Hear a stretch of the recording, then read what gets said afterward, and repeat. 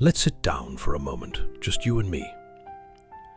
Maybe you're listening to this as you walk, or curled up somewhere comfortable, or gazing out a window as the day unfolds. However you've arrived here, I am glad you have. Because today I want to talk about something so universal, yet often quietly hidden: the longing and sometimes the fear of making new friends as an adult.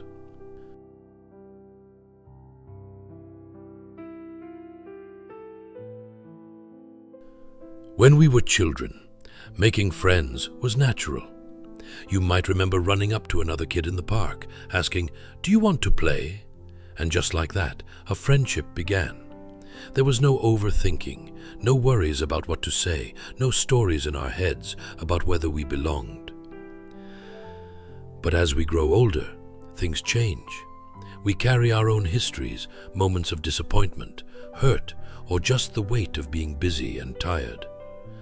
Somewhere along the way, many of us begin to believe that making new friends is harder now, or even that it's too late.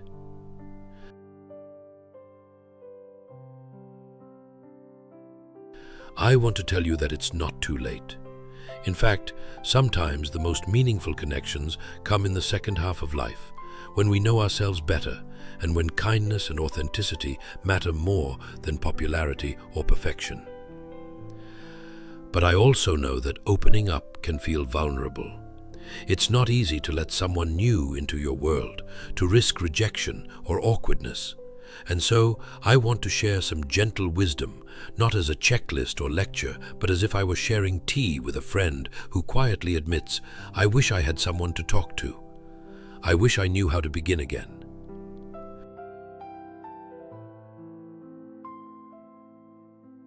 First, let's name what's real. Making new friends as an adult can feel intimidating. We worry about being judged, or not being interesting enough, or just not knowing how to start. Sometimes we compare ourselves to our younger selves or to people who seem effortlessly social. We tell ourselves stories: everyone already has their group, I'm too old to fit in, or people won't want to know the real me. I've felt these things too. There was a time not too long ago when I found myself in a new city. The boxes were still unpacked, and every street felt unfamiliar. The first few weeks passed in a blur of errands, and while I enjoyed the quiet, there was an ache that grew stronger each evening, the ache of not being known. The truth is, we all long for connection, for someone to witness our small joys and to say, "I see you and I care." Aristotle wrote beautifully about friendship, calling it a single soul dwelling in two bodies.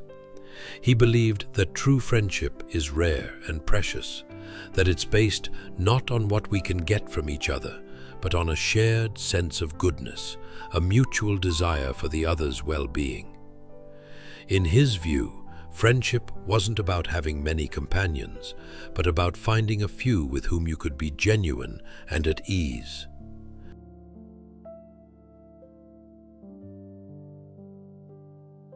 But even Aristotle knew that friendship asks something of us. It asks us to show up, to be seen, to risk being open. That, he said, is where the deepest joy comes from. Let me tell you a story from my own life, a time when I learned again how vulnerable and beautiful it is to make a new friend as an adult. After moving to that new city, I decided one evening to join a local book club I'd seen advertised at the library. Even as I walked toward the library that first night, I considered turning back. My mind was busy with worries. What if I don't fit in? What if everyone already knows each other? What if my voice trembles when I introduce myself? It felt so much safer to stay home, to avoid the awkwardness altogether. But I kept walking. I walked into the library, found the small group of people gathered in a corner, and took a seat. The first few minutes were quiet and a bit stiff. No one knew quite how to begin. But then, as we started discussing the book, something softened. Someone made a gentle joke. Another person admitted she hadn't finished reading, but wanted to listen anyway. Laughter bubbled up, small and warm. By the end of the evening, I was surprised to realize how much lighter I felt, just from sharing a few honest thoughts, from being part of something simple and human. Afterward, one of the women in the group turned to me and said, "It's nice to meet someone new. I moved here not long ago, and it's been lonely." That sentence, so honest and vulnerable, opened the door for a deeper connection. We exchanged numbers, not sure if we'd really meet again, but a week later, she invited me for coffee, and a friendship began to grow, not quickly or dramatically, but gently, through small invitations, walks, and conversations about everything and nothing. Looking back, I realize it wasn't about the book or the coffee. It was about two people willing to admit they needed each other and willing to risk a little awkwardness for the chance at belonging.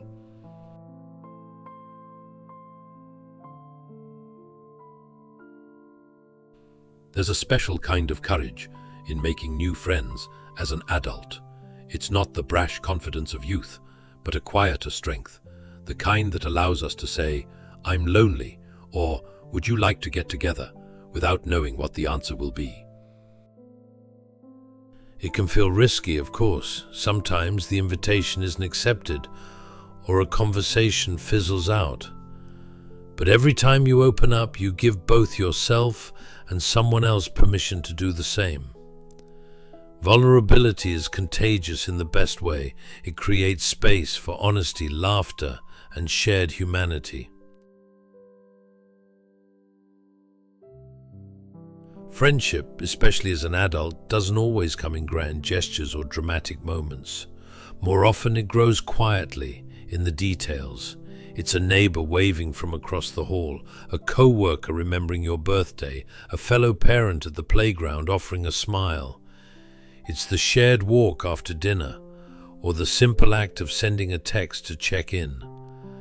Seneca, the Roman Stoic, wrote that one of the most beautiful qualities of true friendship is to understand and to be understood.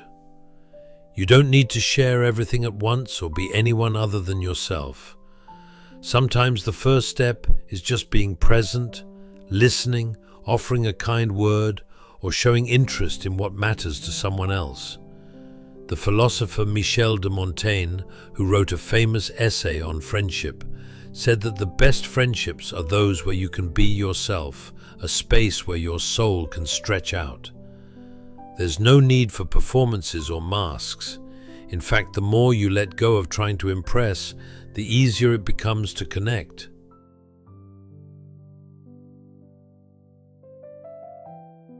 So how do we begin, especially when it feels uncomfortable? Not by forcing ourselves to be outgoing or pretending to be something we're not, but by showing up as we are and letting things unfold naturally. Sometimes it helps to focus on shared interests. For me, it was a book club, but it could be anything. A cooking class, a hiking group, volunteering, or even a regular walk in the park where you see familiar faces.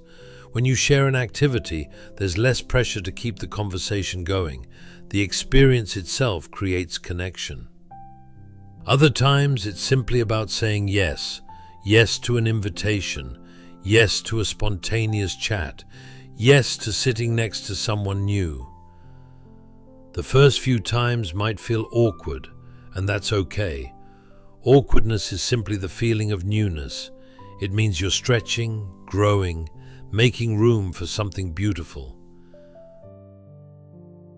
When I first joined that book club, I didn't become best friends with everyone there. In fact, only one friendship grew from it.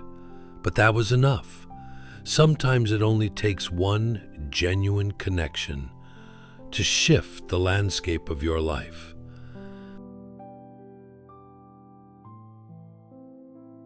Many of us carry stories about why friendship is hard. Maybe you've been hurt before, or maybe you're shy, or busy, or uncertain.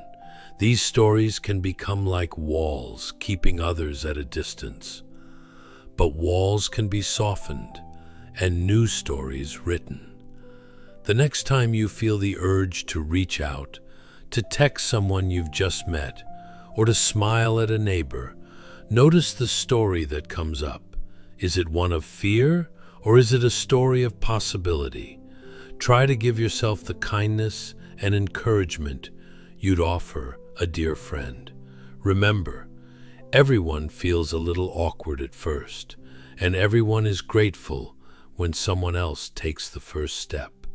Friendship isn't about being perfect, it's about being willing to show up as you are and to receive others as they are too.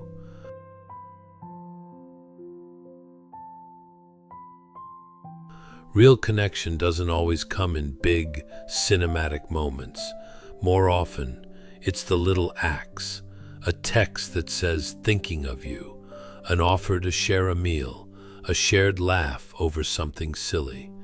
Over time, these small gestures weave a web of trust and belonging. As adults, we sometimes think friendship must look like it did in childhood, daily adventures, secrets shared late at night, or long hours spent together. But now, a friendship might look like meeting once a month for coffee, sending an occasional postcard, or simply knowing there's someone you can call when life feels overwhelming.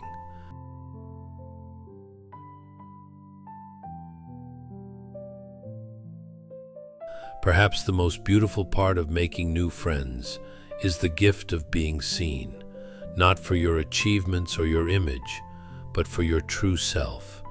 There's relief in being able to say, "This is who I am," and having someone answer, "I'm glad you're here."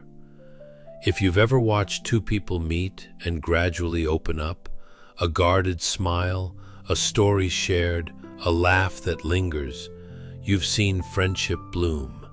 It's a dance of giving and receiving, of listening and sharing, of risking and being rewarded.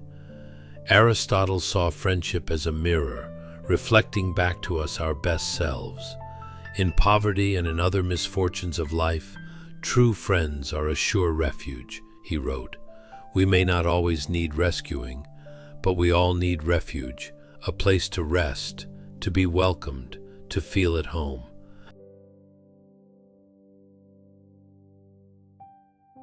If you're longing for connection right now, know that you're not alone. Many people, more than you realize, are hoping for a friend, wishing for someone to share a meal with, or just to exchange a kind word. Sometimes the person sitting next to you is waiting for you to say hello. Maybe your first step is small, saying yes to a neighbor's invitation, joining a group, or simply sending a message to someone you've lost touch with. Each step is an act of hope. But also, honor where you are. If you need more solitude or time, that's okay. There's no deadline for friendship, no race to win. The most lasting connections often unfold slowly in their own time.